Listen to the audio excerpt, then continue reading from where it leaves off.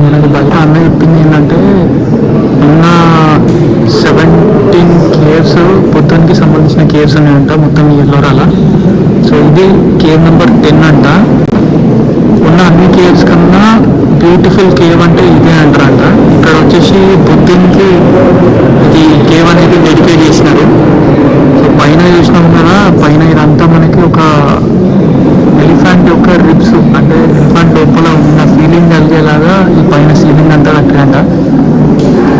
దీన్ని విశ్వకర్మ కేవ్ అని కూడా అంటారంట. ఎందుకంటే మన తెలుగు దేవుళ్ళల్లో మొత్తం విశ్వాన్ని చెక్కింది ఆయననే అని చెప్తారు, విశ్వకర్ముడు మొత్తం.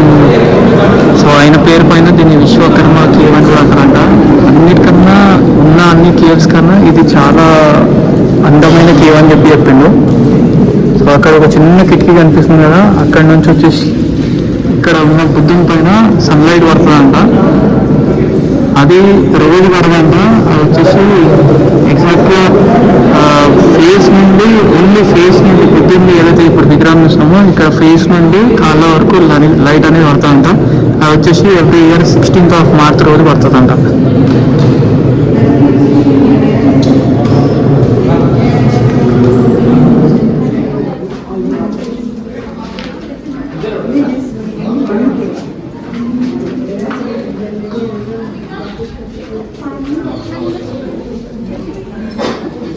Madam, it is slippery there, huh? Rajama, very slippery there. Be careful. So ఇది బయట నుంచి చూసేది. ఇందాక అన్న చెప్పిండు ఈ పైన ఏదైతే ఉందో అది వచ్చేసి మనకి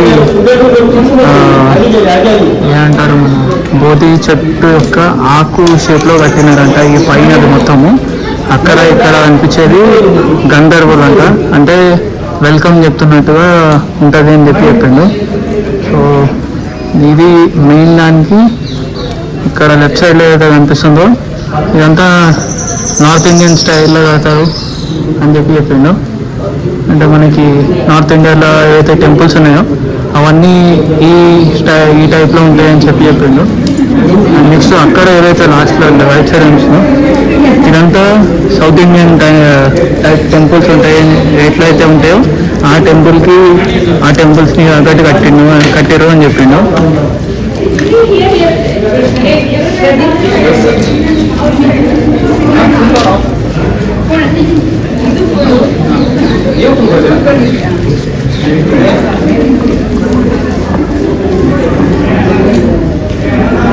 వీళ్ళు గంధర్వ దేవతలంట, అంటే వెల్కమ్ చెప్తున్నట్టుగా. మనం ఇంట్లో ముందు ఇప్పుడు ఈ కాలంలో వెల్కమ్ బోర్డులు పెట్టుకుంటున్నాం, ఆ కాలంలో వెల్కమ్ బోర్డులు ఏమి ఉండేవంట ఇవే అని చెప్పారు.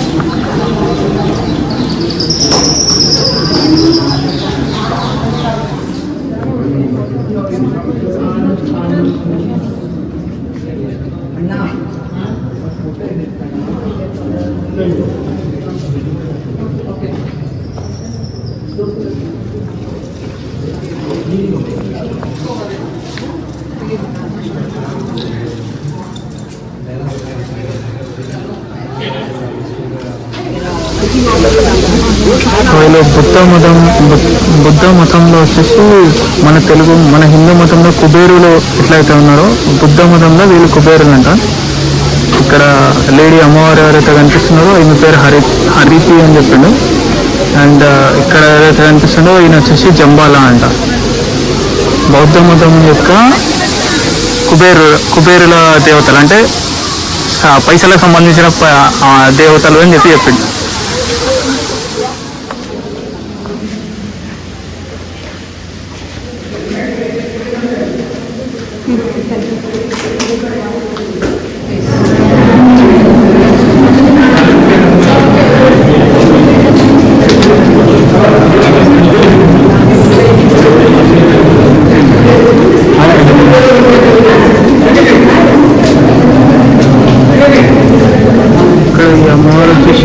మన హిందూ ధర్మంలో సరస్వతి దేవి అంటే గాడెస్ ఆఫ్ నాలెడ్జ్. బౌద్ధ ధర్మంలో ఈ అమ్మవారు అట్లా అంటారు.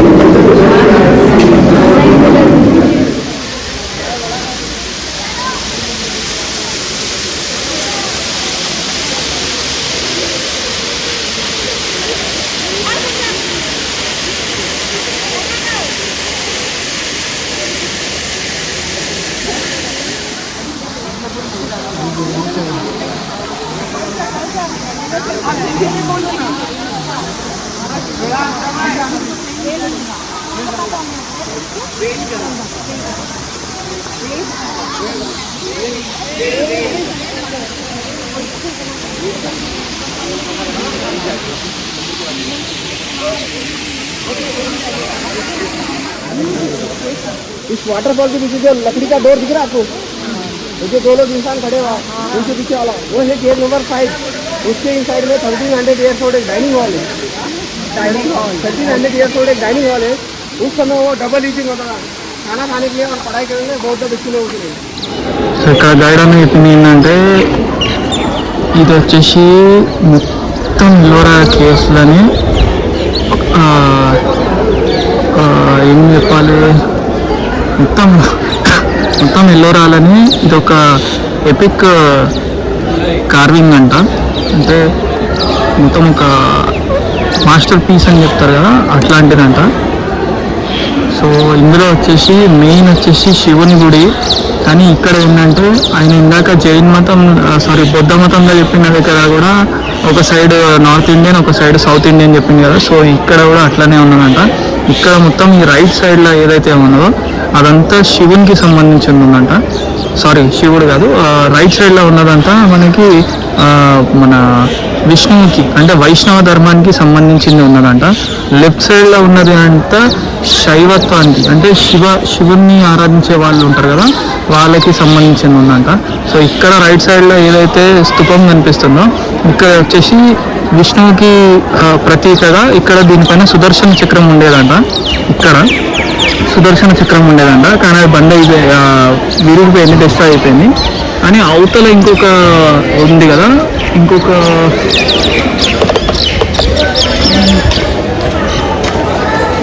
సో ఆ సైడ్లో ఇంకొక స్తంభం ఏదైతే ఉందో దానిపైన త్రిశూల్ ఉంటుంది. అది అంటే సింబాలిక్గా చూపించడానికి లెఫ్ట్ సైడ్ మొత్తం శివుంది ఉంటుంది, రైట్ సైడ్ మొత్తం వైష్ణవులకు సంబంధించింది ఉంటుంది అని చెప్పి సింబాలిక్గా చూపించడానికి అక్కడ లెఫ్ట్ సైడ్ త్రిశూల్ పెట్టిరంట, రైట్ సైడ్లో మొత్తం సుదర్శన చక్రం పెట్టిరంట. సో ఈయన చెప్తుంది ఏంటంటే, ఇక్కడ ఇందాక గైడ్ అన్న చెప్పింది ఏంటంటే, మొత్తం ఇక్కడ వచ్చేసి ఈ టెంపుల్ మొత్తంకి కార్వింగ్ అంటే మొత్తం చెక్కింది ఒక ఇందులో రామాయణం మొత్తం చెక్కిరంట, మహాభారతం మొత్తం చెక్కిరంట, శివునికి సంబంధించిన విగ్రహాలన్నీ చెక్కిరంట, అండ్ వైష్ణవత్వానికి సంబంధించిన విగ్రహాలన్నీ చెక్కిరావు అని చెప్పిండు. అండ్ నెక్స్ట్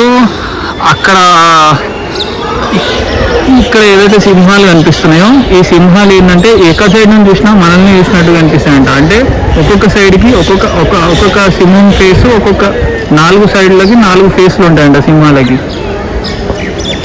అండ్ ఈ టెంపుల్ అంతా ఒక చారియట్ అంటే ఒక రథం ఏదైతే ఉంటుందో ఆ రథం లాగా చెక్కినారంట.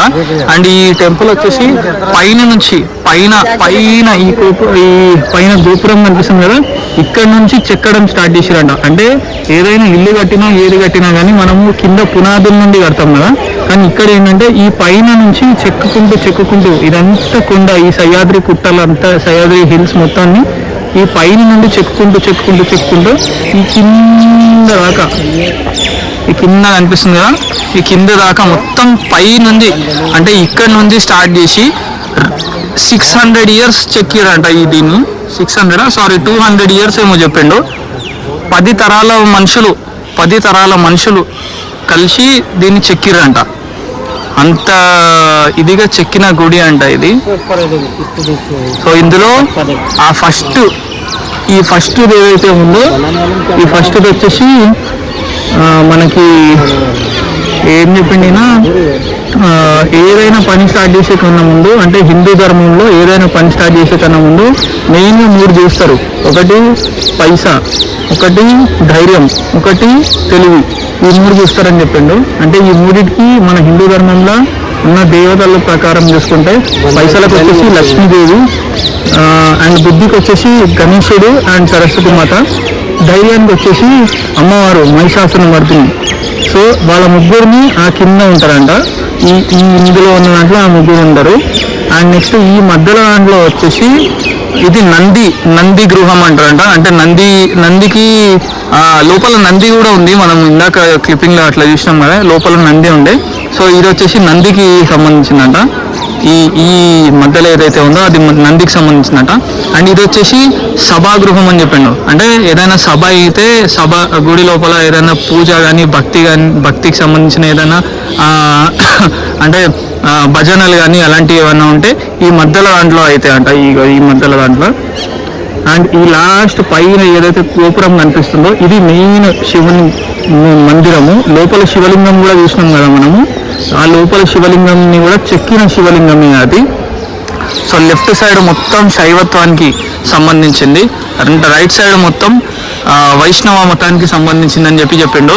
లెఫ్ట్ సైడ్ వచ్చేసి మనకి నార్త్ ఇండియన్, అంటే నార్త్ ఇండియాలో వచ్చేసి ఎక్కువ మనకి ఏమంటారు శివుణ్ణి నమ్మే వాళ్ళు ఉంటారు. శివునికి బాగా పూజలు చేస్తారు నార్త్ సైడ్లో. అండ్ లెఫ్ట్ సైడ్లో వచ్చేసి విష్ణువుకి. వైష్ణవులు అందరూ ఎక్కువ లెఫ్ట్ సైడ్ మనకి సౌత్ ఇండియాలోనే కనిపిస్తారు. సో లెఫ్ట్ సైడ్లో మొత్తం శివునికి విష్ణువుకి సంబంధించిన మొత్తం చెక్కిరంట. లెఫ్ట్ సైడ్లో వచ్చేసి మొత్తం శివునికి సంబంధించిన చెక్కిరంట. ఎంత అద్భుతంగా ఉన్నది చూడండి అసలు ఇది. అసలు నిజంగా ఎంత అద్భుతంగా ఉన్నది. అసలు చూస్తుంటేనే అసలు కళ్ళు జమ్మ అంటున్నాయి. ఇప్పుడు కాలంలోనే ఒక ఇల్లు కట్టాలంటే కింద మీద పడుతున్నారు మనోళ్ళు. ఇది కొన్ని వేల సంవత్సరాల క్రితంది ఇదంతా. అప్పుడే ఇంత టెక్నాలజీ ఇంత ఇదితో చెక్కినారు. ఇదంతా ఏనుగుల సహాయంతో పైకి వచ్చి పైనుంచి చెక్కిరంట ఇదంతా.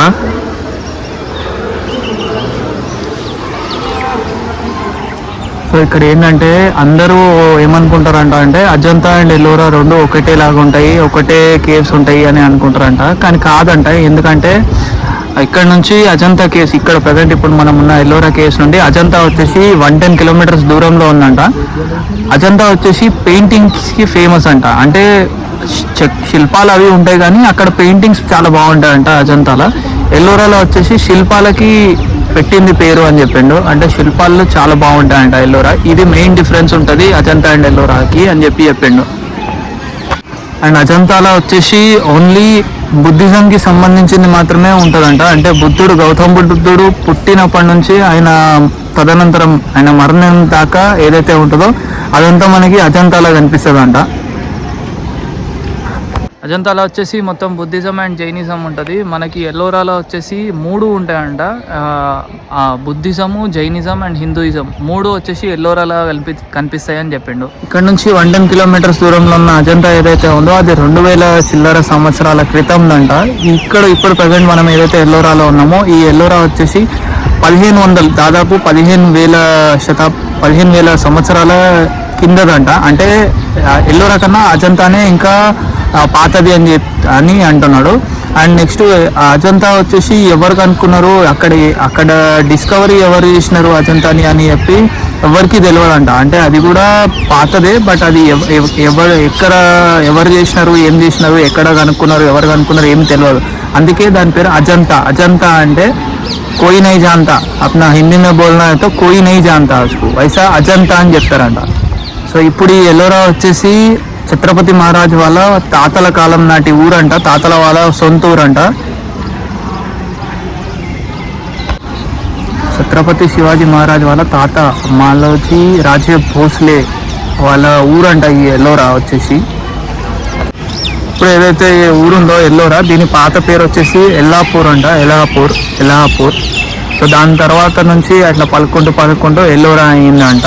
అండ్ మరాఠీలో వచ్చేసి దీన్ని వేలూరు అంటారంట. వేలూరు అంటే ఏంటంటే మనకి ఏదైతే పాము యొక్క అది ఉంటుందో పాము పుట్ట ఏదైతే ఉంటుందో దాన్ని వేలూరు అంటారంట. అంటే పాము పుట్ట లోపల నుండి పాము ఎట్లయితే బయటికి వస్తుందో అట్లా ఈ పుట్టని ఈ కొండని తవ్వితే, ఈ కొండని చెక్కితే ఈ శిల్పాలు బయటకు వచ్చినాయన్న ఉద్దేశంతో వేలూరు అంటారంట దీన్ని మరాఠీలో. ఈ మొత్తం ఎల్లోరాలో మొత్తం వచ్చేసి 34 గుహలు ఉన్నాయంట. 34 గుహలల్లో 17 గుహలు వచ్చేసి మన హిందూయిజానికి సంబంధించిన గుహలు ఉన్నాయంట. 5 వచ్చేసి జైనిజానికి సంబంధించినాయంట. మిగతా 12 ఏదైతే ఉన్నాయో అవన్నీ వచ్చేసి మనకి బుద్ధిజానికి సంబంధించిన గుహలు ఉన్నాయని చెప్పి. ఇందులో ఈ 12 బుద్ధిస్ట్కి సంబంధించిన కేవ్స్ ఏవైతే ఉన్నాయో అవి చాళుక్య కాలంలో కట్టినారంట. చాళుక్యులు పరిపాలించిన కాలంలో ఆ 12 బుద్ధిస్ట్ కేవ్స్ని కంప్లీట్ చేసినారంట.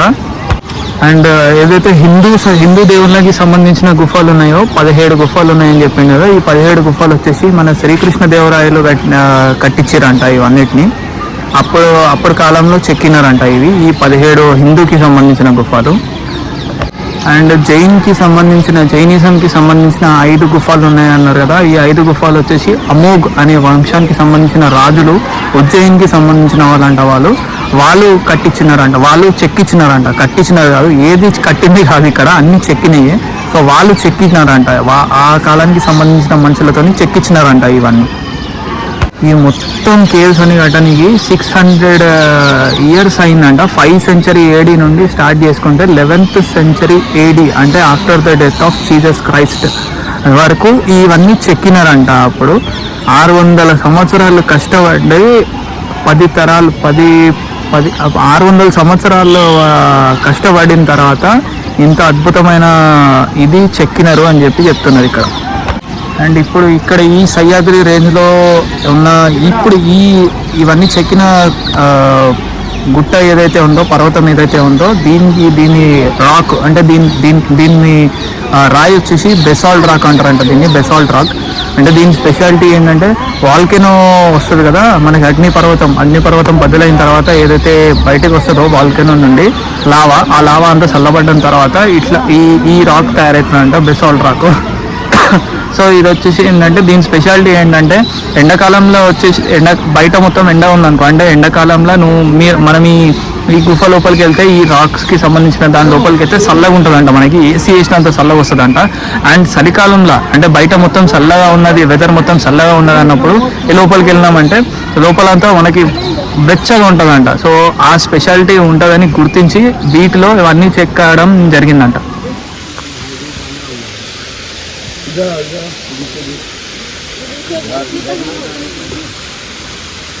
झरना के पास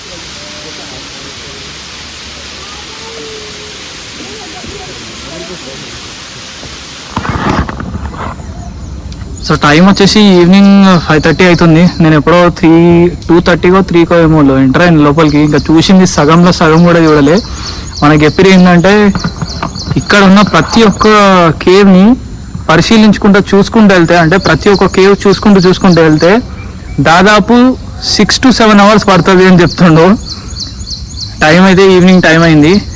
ఈ గుఫల లోపలికి వెళ్ళే అంత సాహసం అయితే నేను చేయలేను. ఎందుకు అంటే ఈ గుఫలలో ఉన్న శిల్పాలు ఉంటాయి కదా, ఈ శిల్పాలను పబ్లిక్ మధ్యలో చూస్తే నాకు ఏమనిపించదు. నేను ఒంటరిగా ఉన్నప్పుడు ఈ శిల్పాలను చూస్తే నాకు భయం అవుతుంది. అంటే అవి దేవుని శిల్పాలైనా కానీ వాళ్ళు నాతో మాట్లాడుతున్నారేమో, నన్ను చూస్తున్నారేమో అన్న ఫీలింగ్ వస్తుంది నాకు లోపల నుండి. రాత్రిపూట నిద్ర పట్టదు. సో అందుకని అంత సాహసం అయితే నేను చేయాలనుకుంటలే. జస్ట్ పైన బయటకేనే ఇంకా ఏవైతే గుఫలు ఉన్నాయో అవన్నీ జస్ట్ పైనకేం చూసుకొని వెళ్ళిపోతా. లోపల పోయే అంత సాహసం అయితే ఇప్పుడు అయితే నేను చేస్తలేనబ్బా.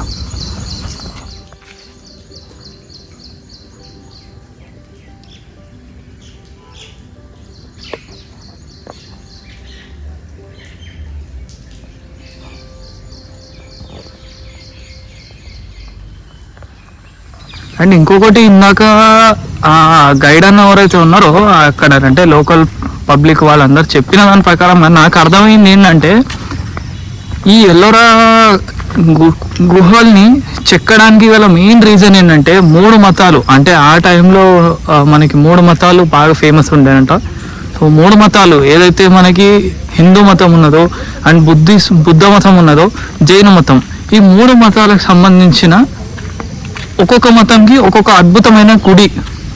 బుద్ధ మతానికి, బౌద్ధ మతానికి బుద్ధునికి సంబంధించిన గుడి, అండ్ హిందూ మతానికి మనకి హిందూ దేవతలకు సంబంధించిన గుడి, అండ్ జైన్ మతానికి వాళ్ళ దేవతలకు సంబంధించిన గుడి కట్టాలన్నది వీళ్ళ మెయిన్ కాన్సెప్ట్. గుడి చెక్కాలన్నది వీళ్ళ మెయిన్ కాన్సెప్ట్. అయితే ఇక్కడ వాళ్ళు చెప్పిన దాని ప్రకారంగా నాకు అర్థమైంది ఏంటంటే ఇప్పుడు మనము కట్టినాం అనుకోండి, దానికి మళ్ళీ మనం కూలగొట్టి కట్టొచ్చు. బట్ చెక్కిన దాన్ని మనం ఒక్కసారి ఎట్లయితే చెక్కుతామో అది అట్లనే ఉండిపోతుంది. సో ఇక్కడ మొత్తం ఉన్న గుహలల్లా ఏవైతే ఇందాక చెప్పినాం కదా, బౌద్ధ మతానికి కొన్ని ఉన్నాయి, అండ్ హిందూ మతానికి కొన్ని ఉన్నాయి, జైన మతానికి కొన్ని ఉన్నాయి అని చెప్పి, అందులో ఏంటంటే నాకు అర్థమైంది ఏంటంటే వాళ్ళు ఫస్ట్ ఇప్పుడు ఫర్ ఎగ్జాంపుల్ మన హిందూ మతంలో 17 గుఫలు ఉన్నాయని చెప్పిండు.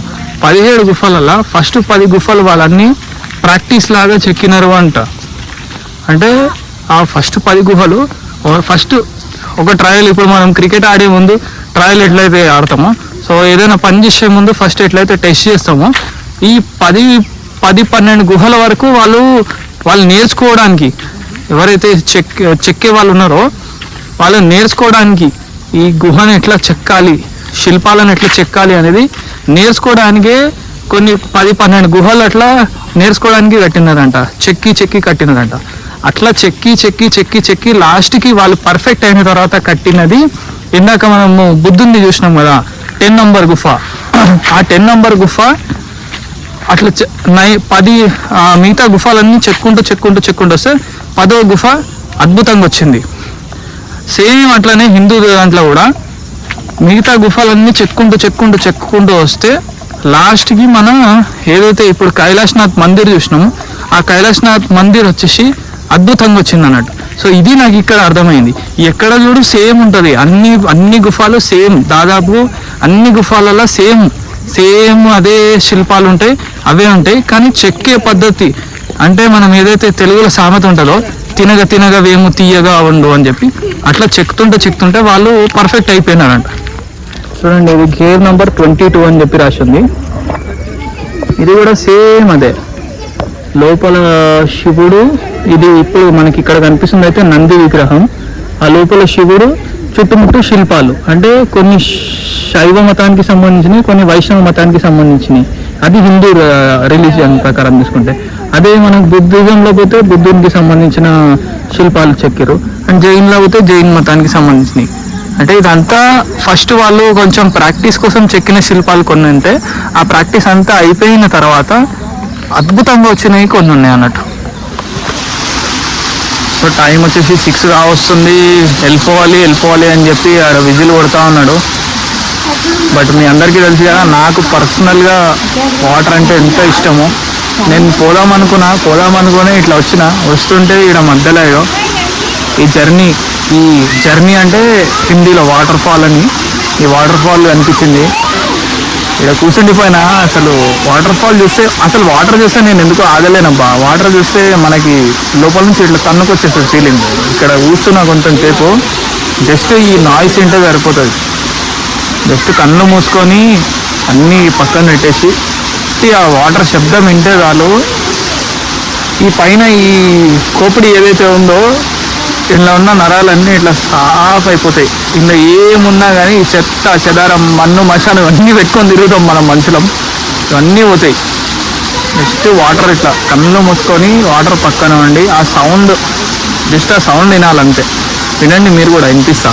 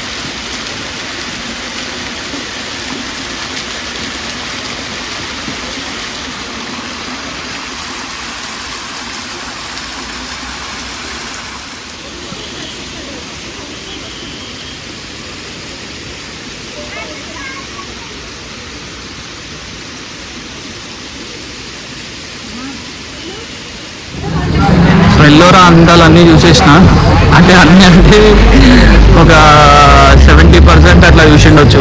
మొత్తం అన్నీ చూడడానికైతే టైం సరిపోదు అని చెప్పిండు, ఎందుకంటే మనం వచ్చిందే ఈవినింగ్. అందులో మెయిన్ ఏవైతే ఉన్నాయో అవన్నీ అయితే చూసేసిన. ఇప్పుడు టెంపుల్ పోవాలి. అసలు మనం మెయిన్ వచ్చింది ఎల్లోరా అనేది నా థాట్లో లేకుండే, మెయిన్ వచ్చింది కృష్ణేశ్వర్ కోసం, మహాదేవుని చూడడానికి. సో సో మహాదేవుని దర్శనంకి పోదాము. ఇప్పుడైతే ఫస్ట్ రూమ్కి పోతా, ఎందుకంటే ఫోన్లో కొంచెం ఛార్జ్ తక్కువ ఉంది. అండ్ రూమ్ దగ్గర పోయి కొంచెం అన్నతో కూడా మాట్లాడండి. ఆ రూమ్లో పోయి కొద్దిసేపు అయిన తర్వాత టెంపుల్ వచ్చేసి మనకి 9 వరకు ఓపెన్ ఉంటుంది అని చెప్పారు. సో రూమ్ దగ్గర పోయి కొంచెం సేపు ఉండేసి మళ్ళీ టెంపుల్కి వచ్చేస్తాం. వెహికల్ పార్కింగ్ దగ్గర ఓలో నా లెక్కనే పిచ్చోడు ఉన్నాడు. మన మిటియోర్ చూసిరు కదా, బ్లూ కలర్ మిటియోర్. ఇగో ఉందో కేరళ బండి, సేమ్ రెడ్ కలర్ మిటియోర్. అది ఫైర్ బాల్ మోడల్, మనది వచ్చేసి సూపర్ నోవా టాప్ ఎండ్. అది ఇదేమో ఫైర్ బాల్ బేసిక్ మోడల్. అయినా ఏదైనా మిటియోరే. సో రైడర్ అనుకుంటా. మొత్తం అన్ని సేమ్ నా లెక్కనే బ్యాగేజ్ గీగేజ్ అంతా పెట్టుకొని వచ్చిండు. ఫ్రమ్ కేరళ అంట, కేరళ.